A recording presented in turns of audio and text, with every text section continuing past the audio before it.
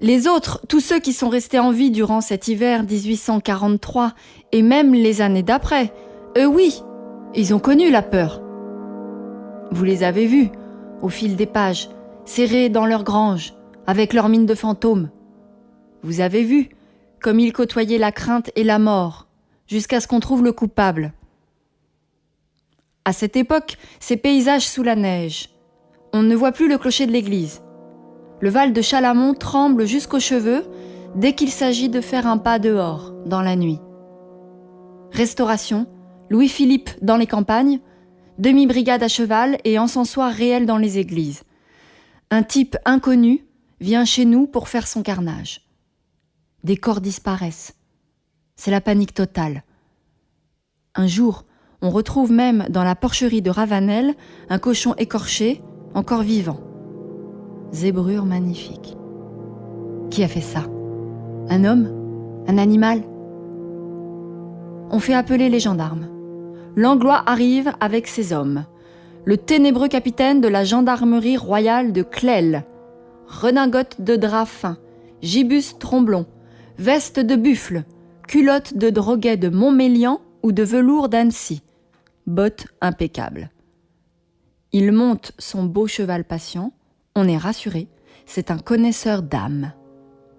Il nous donne des consignes, on obéit comme on peut, mais ça continue. Calas Delphin disparaît. Et lui, le meurtrier, on ne le voit jamais. Peu à peu, tous ceux du village, les Marcel, les Paul, les Adrienne, ils ne ressemblent même plus à des personnages. Ils ne sont pas plus vivants que moi, qui disparaît pourtant dès les premières pages. Tous les jours, ils meurent de peur. Ou bien ils vivent, si vivre c'est se lever et se coucher avec l'angoisse. Vous le savez sans doute mieux que moi, vous qui avez l'air de vivre pour de vrai, puisque vous êtes à l'extérieur du livre. Mais moi je ne crois pas que ce soit ça, la vie. J'ai connu autre chose que la peur. Je pourrais presque dire que j'ai attendu ce moment d'être face à la créature. Avant, j'étais heureuse, tranquille, j'aidais bien ma famille et on allait me marier. Je n'aimerais pas mon mari, mais je m'y habituerais. J'étais une bonne fille, sauf la nuit, quand mes rêves m'emportaient ailleurs, parmi des animaux aux dimensions infinies. La nuit, je rêvais juste. Et maintenant que la créature m'a tuée, c'est comme si j'avais rejoint ces dimensions-là.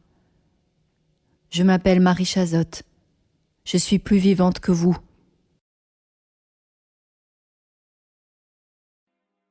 Je suis la première à disparaître. J'ai 22 ans à peine. Petite brune au sang poivré, je l'ai attirée tout de suite. Juste après, c'est Berg. Homme ou femme, peu importe. C'est la qualité de la peau qui compte. Et puis l'effet du sang. Il semble le percevoir à travers la chair. Après, c'est Calas Delphin. Et en dernier, Dorothée. Celle qu'on retrouvera dans le hêtre. Vous vous rendez compte qu'il cachait ses cadavres dans le grand hêtre de la Syrie? L'histoire, ce n'est pas de l'intérieur que je l'ai vécue, comme tous les autres.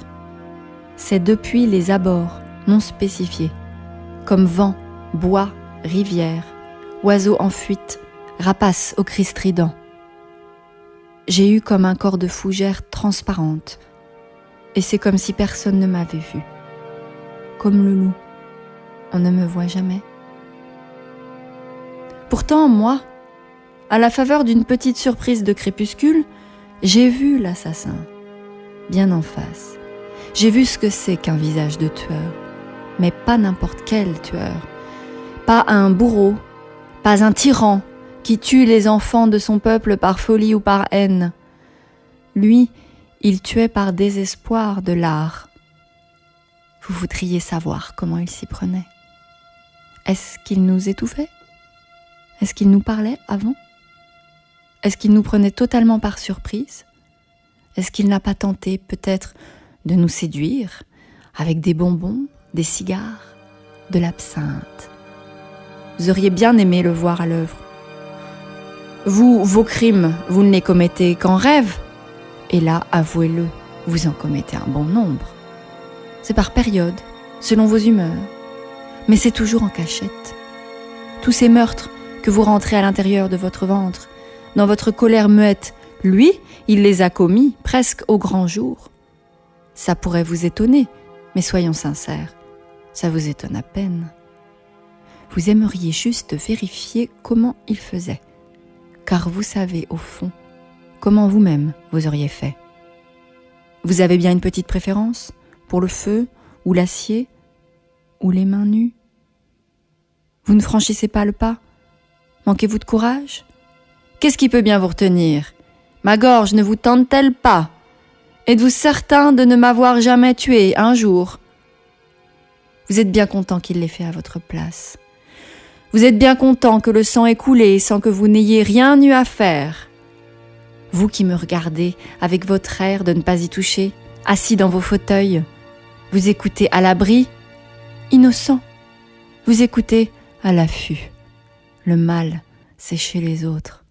C'est chez cet assassin du village. Vous guettez sa perte, que le masque tombe, sa déchéance. Vous êtes sans pitié. Regardez là comme vous faites cercle autour de lui. Ce sont vos crocs que je vois luire dans le noir.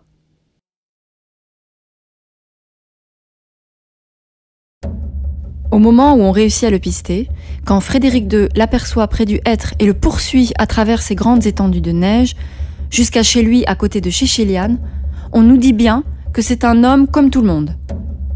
On a eu du mal à y croire. Certains continuaient de penser qu'il devait au moins avoir les yeux jaunes et des mains démesurément grandes. Pourtant, on a vu sa femme, la brodeuse modeste. On l'a vu sortir, lui, avec son petit garçon, de leur maison aux fenêtres tendues de petits rideaux au crochet. Il venait de tuer Dorothée. Ça vous fait froid dans le dos? Et Langlois alors? Il ne vous fait pas froid dans le dos?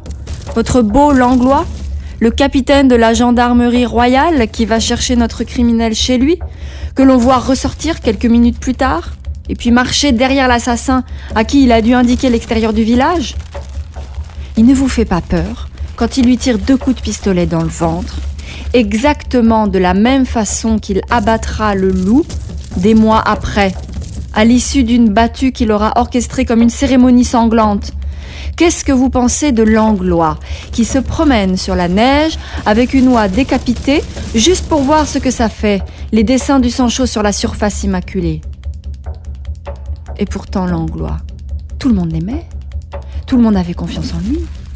Il nous a libérés du mal, il a tué l'assassin. Alors je vous le demande, de qui faudrait-il avoir peur? Comment vous regardez-vous, parfois, quand vous levez la main sur votre propre fils qui vous a parlé mal?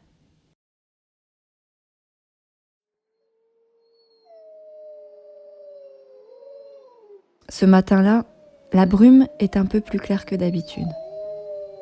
En robe de nuit, celle que ma mère a récemment fini de broder, je sors chercher du bois pour allumer le premier feu. C'est mon moment préféré de la journée. Celui où vous avez l'impression d'entrer par effraction dans l'obscurité de la nature et où il n'y a encore aucune trace dans la neige fraîche. Je longe le mur jusqu'à la remise en serrant mon châle autour de mes épaules. Le froid me pique les joues et les mains. Je me dirige vers le fond, là où papa fait le tas de bois, bien à l'abri. Je prends quelques fagots et puis une bûche. Maman reviendra pour le reste un peu plus tard. Je me retourne pour gagner la porte. Et c'est là que je le vois. Une connaissance immédiate. C'est cette nouvelle que votre heure est venue. Cela, vous vous y attendiez sans le savoir. Et toute cette attente vous est révélée d'un seul coup, au moment où vous allez dormir pour de bon. Quel soulagement, quelle reconnaissance. Il entre à l'intérieur de la remise. Je ne crie pas. J'accroche son regard, je recule. Je sens l'aspect rugueux du bois dans mon dos. Il s'approche, il est immense. Je laisse tomber mes fagots. Je découvre son souffle. Mon souffle s'accorde au sien. Où sont passés les bruits, les heures, l'impression du mouvement? Rien ne bouge. Rien n'a jamais bougé. Comment ai-je fait pour croire jusqu'à ce jour en la réalité même de ma vie? C'étaient bien mes rêves qui étaient les plus sûrs. Il est comme ces créatures que j'y côtoyais nuit après nuit. On se connaît, lui et moi. On est épuisés de devoir attendre les heures sombres pour pouvoir révéler notre vraie nature. Pourquoi n'a-t-on pas le droit de sortir tel qu'on est? Tristesse des loups-garous. Seul lui est vivant. Seule cette main gantée de noir qui monte vers mon visage et le dégage d'une mèche de cheveux. Il colle son corps au mien et doucement sa tête tombe dans mon cou, comme dans un souffle final qui l'aurait retenu. La grande carcasse noire contre moi cherche par où elle pourrait sortir d'elle-même. Il porte un long manteau sombre et en bas, j'aperçois un peu de neige restée accrochée. Quand tout à coup, dehors, on m'appelle. Il redresse la tête. Il me regarde éperdu. Le temps qui le rattrape. Alors c'est le moment, il n'a pas le choix. Je sens la brûlure en travers de ma gorge. Une ligne précise, profonde. Je n'ai pas mal. C'est juste un peu la surprise. On aurait dû avoir encore un peu de temps pour nous deux. Je le regarde, il m'accompagne. Il scrute au-dedans de moi ma vie qui s'échappe. Ça fait un bruit de course, un galop. Et tandis que je tombe en gardant les yeux plantés dans les siens, ma main froide s'agrippe encore à sa manche de drap lourd.